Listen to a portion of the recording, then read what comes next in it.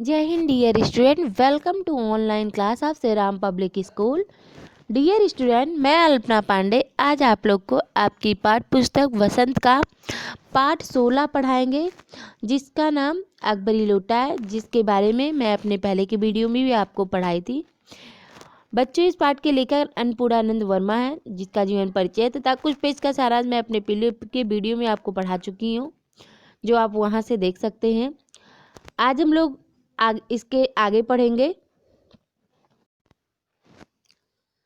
अकबरी लोटा में जो है लाला झाऊलाल के बारे में बताया गया, जो एक मकान में रहते हैं अपनी पत्नी के साथ, और नीचे के मकान वो किराए पे दिए हुए हैं, जिससे उन्हें 100 रुपये मासिक मिलता है, जिससे उनका जीवन यापन चलता रहता है।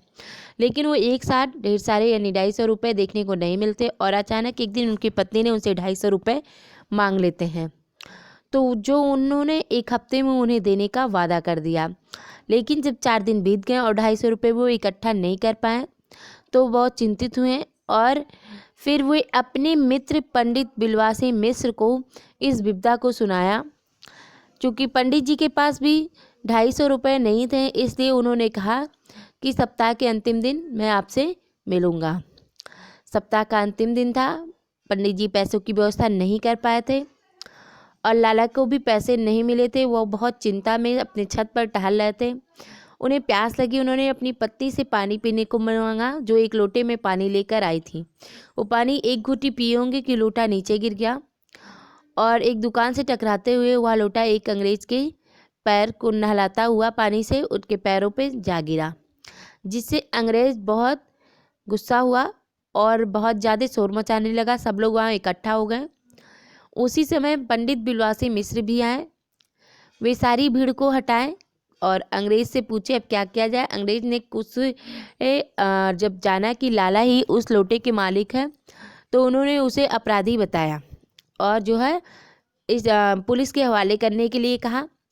तो पंडित बिलवासी मिश्र ने बहुत ही चालाकी से जो है उस लोटे को अकबरी लोटा बताया, ठीक है, और जो है उसे खरीदने के लिए कहते हैं। इस पर अंग्रेज और उनके बीच बहस होती है कि कौन उस लोटे को खरीदेगा। तो अंग्रेज कहता है लोटे खरीदने का हक मेरा है, क्योंकि मैंने ही लोटे के पानी से स्नान किया, वह मेरे ही पैर पे आके गिरा है। इसके आगे आज हम लोग पढ़ते हैं। अजी मैं 250 देता हूँ। यह कहकर बिलवासी जी ने 250 के नोट लाला झाऊलाल के आगे फेंक दिया। साहब को भी ताव आ गया। उसने कहा कि आप 250 देते हैं तो मैं 500 देता हूँ, अब चलिए। ठीक है। लाला जो जब बिलवासी मिश्र जी कहते हैं कि मैं 250 रुपये देता हूँ और यह कहकर वह 250 रुपये फेंक देते हैं, तो उस समय जो है जो अंग्रेज था वो कहता आप 250 देते हैं तो मैं आपको 500 रुपये देता हूँ, और उसने फिर 500 रुपये जो है फेंक दिया। बिलवासी जी बहुत ही अफसोस के साथ अपने रुपए उठाने लगे, मानो अपनी आशाओं की लाश उठा रहे हों। साहब की देखकर उन्होंने कहा लोटा आपका हुआ, ले जाइए, मेरे पास 250 से अधिक नहीं है।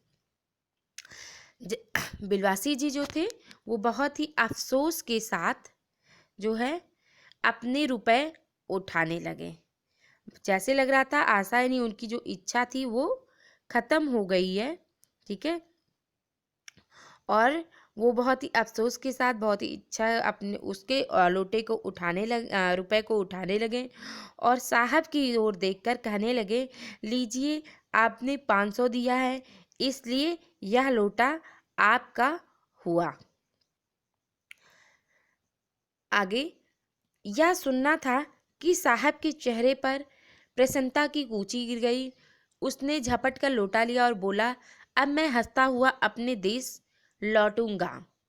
मेजर डगलस की डींग सुनते सुनते मेरे कान पक गए थे, और जब जो है लेखक ने सुना, जो अंग्रेज साहब थे उन्होंने सुना कि यह लोटा उनका हो गया है, ठीक है, तो उनके जो चेहरे पर प्रसन्नता थी, एक अजीब ही प्रसन्नता दिख रही थी। वो बहुत खुश थे कि उन्हें लोटा मिल गया और उन्होंने उस लोटे को झपट कर ले लिया और बोला, अब मैं हंसते हुए अपने देश को इस लोटे को लेकर लौट जाऊंगा। मेजर डगलस की डींग सुनते सुनते मेजर डगलस हमेशा हाँकते रहते थे और उनकी बातें सुन सुनकर अंग्रेज के कान पक गए थे। ठीक है, तो आगे मेजर डगलस कौन है? मेजर डगलस जो है मेरे पड़ोसी हैं। पुरानी चीज़ों के संग्रह करने में मेरी उनकी होड़ रहती है। गत वर्ष वो हिंदुस्तान आए थे और यहाँ से जहांगीरी अंडा ले गए थे। लेखक कह रहे हैं मतलब कि जो है जब अंग्रेज ने कहा कि मेजर डगलस के कान सुनते हिंग डिंग सुनते सुनते मेरे कान पक गए थे, तो उस समय पंडित बिलवासी मिश्र जी कहें, ठीक है, कि जो है मेजर डगलस कौन है, मेजर डगलस कौन है। और उन्होंने कहा मेजर डगलस मेरे पड़ोसी हैं। पुरानी चीज़ों की संग्रह करने में, संग्रह का अर्थ होता इकट्ठा करने में, उन्हें भी शौक है और मुझे भी। और पुरानी चीज़ों को इकट्ठा करने के लिए हम दोनों के बीच में हमेशा मुकाबला होता रहता है, होड़ लगी रहती है। गत वर्ष यानी पिछले वर्ष वे हिंदुस्तान आए थे और यहाँ से जहांगीरी अंडा ले गए थे। जहांगीरी अंडा, हाँ जहांगीरी अंडा। मेजर डगलस ने समझ रखा था कि हिंदुस्तान से वे ही अच्छी चीज़ें ले जा सकते हैं। जब बिलवासी जी ने जहांगीरी अंडा का नाम सुना तो चौंक गए। उन्होंने चौंक के पूछा, जहांगीरी अंडा? तो अंग्रेज कहता, हाँ जहांगीरी अंडा। मेजर डगलस ने समझ रखा था कि वो ही हिंदुस्तान से अच्छी चीज़ें ले जा सकते हैं। फिर बिलवासी जी कहते, पर जहांगीरी अंडा है क्या? ठीक है, तो इस पे अंग्रेज कहता है, आप जानते होंगे कि एक कबूतर ने नूरजहां से जहांगीर का प्रेम कराया था। जहांगीर के पूछने पर कि मेरा एक कबूतर तुमने कैसे उड़ जाने दिया, नूरजहां ने उसके दूसरे कबूतर को उड़ाकर बताया कि ऐसे। लेखक यहाँ कह रहे हैं कि अंग्रेज अपनी बातों में मस्त था, उसने बिलवासी जी की बात नहीं सुनी। तो बिलवासी जी ने उत्सुकता के साथ फिर से पूछा, ये जहांगीरी अंडा क्या है? और तब अंग्रेज कहता कि आप जानते होंगे कि कबूतर ही नूरजहां और जहांगीर के प्रेम का कारण बना था। जहांगीर के पूछने पर कि उसका एक कबूतर नूरजहां ने कैसे उड़ जाने दिया, नूरजहां ने उसके दूसरे कबूतर को उड़ाकर बताया था कि ऐसे। उसके इस भोलेपन पर जहांगीर दिलो जान से न्योछावर हो गए। उस क्षण से उसने अपने को नूरजहां के हाथ पर कर दिया और कबूतर का यह एहसान वह नहीं भूला। उसके एक अंडे को बड़े जतन से रख छोड़ा। एक बिलोर की हाड़ी में वह उसके सामने टंगा रहता था। न्योछावर का अर्थ होता बलिदान। अंग्रेज कहता है कि नूरजहां के इसी भोलेपन के कारण जहांगीर दिलो जान से उन पे न्योछावर हो गए, बलिदान हो गए और उन पर मोहित हो गए। उसी क्षण से उसने नूरजहां के आगे अपने आप को सौंप दिया। कबूतर का एहसान वह नहीं भूले, क्योंकि कबूतर की वजह से जहांगीर नूरजहां से मिले थे। उसके एक बर्तन को बड़े जतन से, बड़े ही कोशिश से अपने सहज अंडे को बड़े ही जतन से अपनी कोशिश से अपने पास सहज कर रखा था। एक बिलोर की हाडी में, बिलोर की हड्डी बर्तन को कहा गया, वह उसके सामने टंगा रहता था। बाद में वही अंडा जहांगीरी अंडा के नाम से प्रसिद्ध हुआ। उसी को मेजर डगलस ने पर साल दिल्ली में एक मुसलमान सज्जन से 300 रुपये में खरीदा। यह बात है, हाँ, पर अब मेरे आगे दून की नहीं ले सकते। मेरा अकबरी लोटा उनके जहांगीरी अंडे से भी एक पुस्त पुराना है। पर साल का अर्थ होता है बच्चों पिछले साल और पुस्त का अर्थ होता पीढ़ी। अंग्रेज कहता है कि बाद में वही अंडा जहांगीरी अंडा के नाम से प्रसिद्ध हुआ था। उसी को मेजर डगलस ने पिछले साल दिल्ली में एक मुसलमान सज्जन से 300 रुपये में खरीदा था और वह इसी बात की डींगे अंग्रेज व्यक्ति के सामने हाँक रहे थे। अब बिलवासी जी को जहांगीरी अंडे की पूरी कहानी ज्ञात हो गई। अब अंग्रेज बड़ी खुशी से बोला कि अब उनका पड़ोसी उनके आगे बड़ी बड़ी बातें नहीं कर सकेगा, क्योंकि वो अब उसके पास अकबरी लोटा है और उसका अकबरी लोटा जो है उसके पड़ोसी के जहांगीरी अंडे से भी एक पुश्त पुराना है। इस रिश्ते से तो आपका लोटा उस अंडे का बाप हुआ।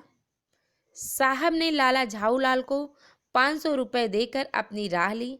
लाला झाऊलाल का चेहरा इस समय देखते बनता था जान पड़ता कि मुंह पर 6 दिन की बढ़ी हुई दाढ़ी का एक एक बाल मारी प्रसन्नता के लहरा रहा है। उन्होंने पूछा, बिलवासी जी, मेरे लिए 250 रुपये लेकर आए, पर आपके पास तो थे ही नहीं। अंग्रेज की बात सुनकर बिलवासी जी ने मजाक के साथ अंग्रेज से कहा कि इस रिश्ते से तो आपका लोटा आपके पड़ोस के उस अंडे का बाप हुआ। अंग्रेज ने लाला झाऊलाल से वह लोटा 500 में खरीद लिया और अपने रास्ते चल पड़ा। लाला झाऊलाल का चेहरा इस समय देखते बनता था। लाला झाऊलाल ने कहा कि कहाँ से 250 रुपये का इंतजाम नहीं कर पा रहे थे और अब उन्हें एक मुफ्त में 500 रुपये मिल गए थे, तो उनकी खुशी का ठिकाना नहीं था और ऐसा लग रहा था कि उसके चेहरे पर 6 दिन की बढ़ी हुई दाढ़ी का एक एक बाल अपनी खुशी जाहिर कर रहा। उनके चेहरे पर प्रसन्नता साफ झलक रही थी। अब लाला झाऊलाल ने अपने मित्र से अपनी बात कही कि जो तुमने मेरे साथ वादा किया था 250 रुपये घर से लाने का, क्या वह तुम्हारे पास वाकई में नहीं थे? ऐसा कहकर वह हंसने लगा। इस भेद को मेरे सिवाय मेरा ईश्वर ही जानता है, आप उसी से पूछ लीजिए, मैं नहीं बताऊंगा। पर आप चले कहाँ? अभी मुझे आपसे काम है 2 घंटे तक। 2 घंटे तक लेखक कहते हैं जब लाला ने बिलवासी जी से पूछा कि वह पैसे कहाँ से लाए हैं, तो बिलवासी जी ने उत्तर देते हुए कहा, इस रहस्य को बात को उनके सिवाय केवल उनका ईश्वर ही जानता है। अगर उनको जानना है तो ईश्वर से पूछें, क्योंकि वे तो लाला को नहीं बताने वाले। बिलवासी जी आगे बढ़कर कहीं जाने लगे तो लाला झाऊलाल ने उनसे पूछा कि वे अब कहाँ जा रहे हैं? अभी तो उन्हें उनसे 2 घंटे का काम बाकी है। बिलवासी जी ने आश्चर्य के साथ लाला से पूछा कि ऐसा क्या काम है जिसमें 2 घंटे लगने हैं? हाँ और क्या, अभी मैं आपकी पीठ थूक कर शाबाशी दूंगा, 1 घंटा इसमें लगेगा, फिर गले लगाकर धन्यवाद दूंगा, 1 घंटा इसमें भी लग जाएगा। अच्छा, पहले 500 रुपये गिनकर सहेज लीजिए। बिलवासी जी ने जब लाला से पूछा कि ऐसा क्या काम है जिसमें 2 घंटे लगने वाले हैं, तब लाला ने जवाब दिया कि अभी आपकी पीठ थपा ठोक कर शाबाशी देनी है, जिसमें 1 घंटा तो लग ही जाएगा, फिर गले लगाकर धन्यवाद दूंगा, उसमें भी 1 घंटा लग जाएगा।